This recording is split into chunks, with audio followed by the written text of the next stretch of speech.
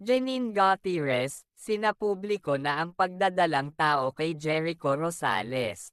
Usap-usapan ngayon sa social media sa mundo ng showbiz ang balita tungkol sa sikat na celebrity couple na sila Janine Gutierrez at Jericho Rosales. Matapos ang maingay na hiwalayan nila Jericho Rosales at Nadine Lustre na dating magkasintahan, at Janine Gutierrez sa dati ding kasintahan na si Aljur Abrenica.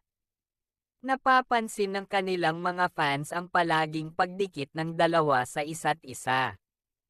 Madalas silang makitang magkasama sa mga events, mamahaling restaurant at sa mga coffee shops.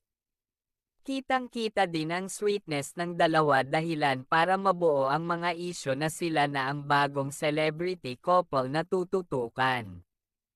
Nung una ay parang tinatanggi pa nila ang tunay